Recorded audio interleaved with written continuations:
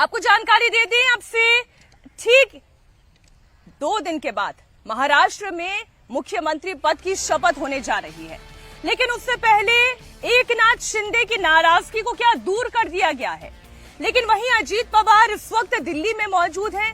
वो मुंबई कब जा रहे हैं, इसी पर लगातार सस्पेंस बना हुआ है। देवेंद्र फडणवीस का मुख्यमंत्री बनना तय है, अब इसमें कोई शंका रह नहीं गई है। सिग्नल भी ग्रीन न सिर्फ केंद्र की ओर से मिल चुका है, बल्कि सहयोगी दलों की ओर से भी मिल चुका है। लेकिन बात अटकी हुई है मंत्रालयों को लेकर।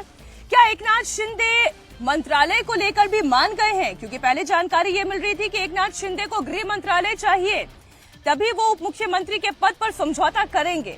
पर अब जानकारी ये आ रही है कि गृह मंत्रालय की जगह उन्हें अर्बन डेवलपमेंट मिनिस्ट्री दी जा सकती है, तो वहीं अजीत पवार के खेमे में फाइनेंस मिनिस्ट्री जा सकती है। इन तमाम मसलों पर होगी चर्चा। लेकिन एक बार बड़ी खबर आपको दे दें, नया फॉर्मूला तैयार कर लिया गया है। नए फॉर्मूले के मुताबिक मुख्यमंत्री देवेंद्र फडणवीस होंगे, उनके पास गृह मंत्रालय रहेगा, जबकि एकनाथ शिंदे के पास शहरी विकास मंत्रालय रहेगा। बताया ये जा रहा है कि एकनाथ शिंदे भी डिप्टी सीएम पद के लिए राजी हो गए हैं। अब नई सरकार में देवेंद्र फडणवीस सीएम होंगे, एकनाथ शिंदे और अजीत पवार डिप्टी सीएम होंगे। 5 दिसंबर को मुंबई के आजाद मैदान में भव्य शपथ ग्रहण समारोह होगा, जिसमें प्रधानमंत्री मोदी, अमित शाह समेत बीजेपी और एनडीए शासित राज्यों के मुख्यमंत्री शामिल होंगे।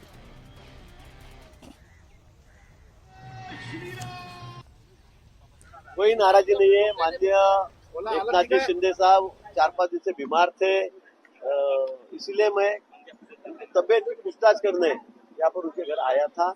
फिर 1 घंटा सवा घंटा हम लोग साथ में बैठे, अभी बातचीत हमारी वहाँ पर हुई है। 5 तारीख की तैयारी के बारे में भी उन्होंने मुझसे कुछ बातें की, मैंने भी उनसे कुछ कहा अवगत करा, क्योंकि बाहर ही नहीं आए थे। तो मुझे ऐसा लगता है कि 5 तारीख का कार्यक्रम हमारा ऐतिहासिक कार्यक्रम ऊपर होगा। देश भर से सभी नेता, माननीय प्रधानमंत्री जी, अमित भाई है, नड्डा जी है, सभी नेता यहाँ पर आएंगे और बड़े धूमधाम से ये कार्यक्रम मनाया जाएगा। हमारे दोनों सहयोगी इस वक्त हमारे साथ जुड़े हुए हैं। देवेंद्र पराशर हमारे साथ हैं और दिनेश मौर्य भी लगातार इस खबर पर नजर बनाए हुए हैं। पहले देवेंद्र, आपके पास आते हुए लगता है जितने भी मान मनवल का दौर था, या यूं हम कहें कि मनाना किसी को था नहीं, तो जो ये मैनेजमेंट की प्रक्रिया थी अब वो तकरीबन पूरी होती नजर आ रही है। क्या फॉर्मूला निकाला गया है?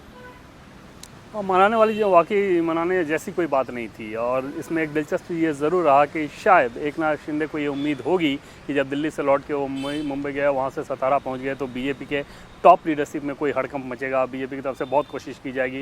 लेकिन ऐसी कोई कोशिश हुई नहीं है। वो लाजमी भी था, राजनीतिक विश्लेषकों का ये मानना भी था कि ऐसे कंडीशन में इस नंबर के बाद कोई भी पार्टी ये अफोर्ड नहीं कर सकती कि अपना मुख्यमंत्री, बीजेपी के संदर्भ में बात करें तो अपना मुख्यमंत्री किसी और को दे दे। और बीजेपी जैसी पार्टी, खासतौर पर नरेंद्र मोदी और अमित शाह के दौर की बीजेपी, तो ऐसा बिल्कुल नहीं कर सकती थी। और उस लिहाज से एकनाथ शिंदे ने जो गृह मंत्रालय उसके बाद लेने की कोशिश की, वो भी संभव नहीं रहा। मुख्यमंत्री अगर देवेंद्र फडणवीस हैं तो वो ज़रूर ये चाहेंगे कि गृह मंत्रालय उनके पास ही रहे, ऐसा हमें सोर्सेज के द्वारा बताया जा रहा था।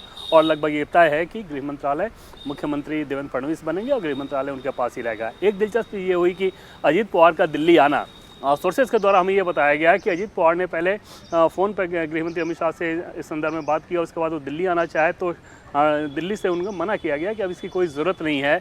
बावजूद इसके अजीत पवार दिल्ली आए और अजीत पवार की कोशिश ये है, और उन्होंने ये मैसेज भी दिया है बीजेपी को कि कितने मंत्री पद उनको मिलेंगे, ये इस संदर्भ में ध्यान रखना ज़रूरी है कि एकनाथ शिंदे यानी कि शिवसेना की कोई पार्टी को जितने भी मंत्री पद मिले उससे एक ही कम अजीत पवार की एनसीपी को मिले। ऐसा ना हो कि दोनों के बीच फासला बहुत ज़्यादा हो। और अजीत पवार की ये डिमांड निश्चित तौर पे शिंदे के ऊपर भारी पड़ने वाली है, क्योंकि शिंदे की ये कोशिश थी कि पिछली बार के फार्मूले से उलट इस बार ज़्यादा मंत्री पद वो लें, 12 से 13 तक मंत्री पद को डिमांड कर रहे थे। तो ऐसे में समझा जा सकता है कि अगर अजीत पवार भी इस बात पर अड़े तो वो बात शिंदे के लिए ज़्यादा मुसीबत भरी है, क्योंकि बीजेपी दोनों चीज़ें तो अकोमोडेट कर नहीं सकती। और उस लिहाज से जो फॉर्मूला दिल्ली में लगभग तय किया गया था और लगभग वही फॉर्मूला रहेगा, इसमें कोई बहुत सरप्राइज की उम्मीद नहीं की जा रही है। मीनाक्षी जी।